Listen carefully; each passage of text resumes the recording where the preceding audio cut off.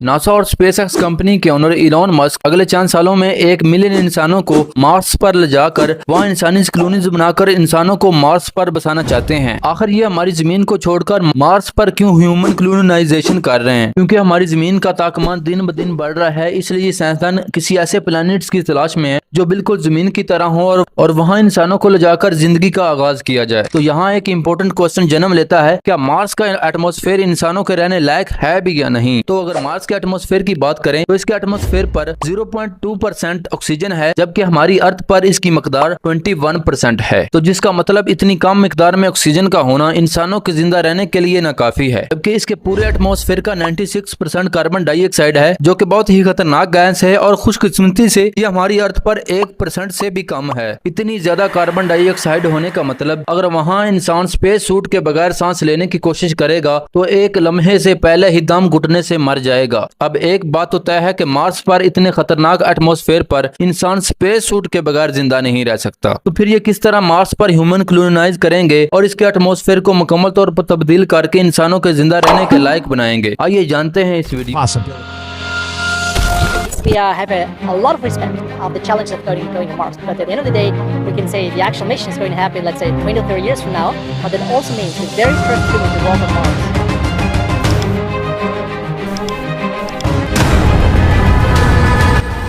NASA और SpaceX companies के plan के मुताबिक सबसे पहले ये एक ऐसी आर्टिफिशियल कॉलोनीज बनाएंगे जिसमें इंसानों के जिंदा रहने के लिए मुकम्मल लाइफ सपोर्ट सिस्टम होगा। इंसानों के जिंदा रहने के लिए सबसे पहले ऑक्सीजन की जरूरत होती है, फिर पानी और फल और सब्जियों की जरूरत होती है। इन कॉलोनीज के अंदर ग्रीन हाउस इफेक्ट की मदद से ये फल और सब्जियां उगाएंगे। इसमें हर वो चीज होगी जो इंसानों को जिंदा रहने के लिए काफी होगी। इसमें मार्स का एटमॉस्फेयर 0% इफेक्ट करेगा, क्योंकि इन कॉलोनीज का खुद का एक आर्टिफिशियल एटमॉस्फेयर होगा। लेकिन ये सब कुछ मुमकिन कैसे होगा? इलॉन मस्क एक स्टारशिप, एक खलाई जहाज तैयार कर रहा है जो कि मुकम्मल तौर पर दोबारा इस्तेमाल हो सकेगा, और ये एक वर्सटाइल गाड़ी की तरह होगा जो कि एक तवील खलाई सफर के लिए इस्तेमाल होगा। ये स्टारशिप मार्स तक पहुंचने के लिए बुनियादी सोर्स होगा जो कि जमीन से इंसानों और कार्गो को पहुंचाने के लिए इस्तेमाल होगा। अब मैंने एक लफ्ज बोला है कार्गो, जिससे मुराद वो पेलोड्स या सामान होगा तो किसी अमले या इंसानों से पहले मार्स तक पहुंचाया जाएगा। ये कार्गो मिशन फ्यूचर में इंसानों को मार्स पर बसाने के लिए बुनियादी ढांचे और सामान मुहैया करने के लिए मार्स पर भेजे जाने वाला पहला कदम होगा।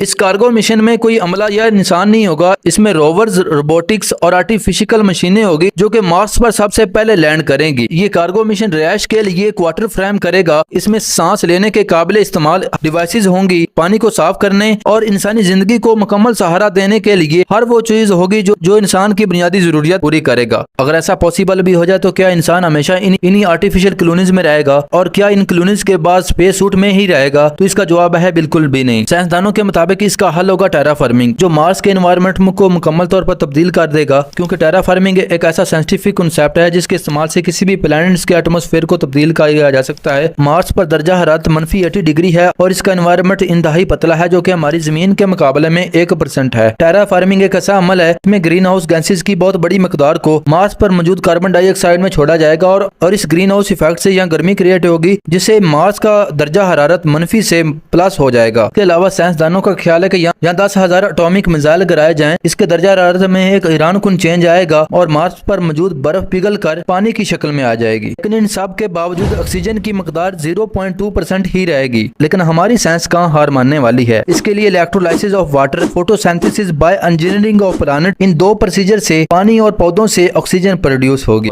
You like history, science and educational video, तो please subscribe my channel and press the bell icon. Thanks for watching the video.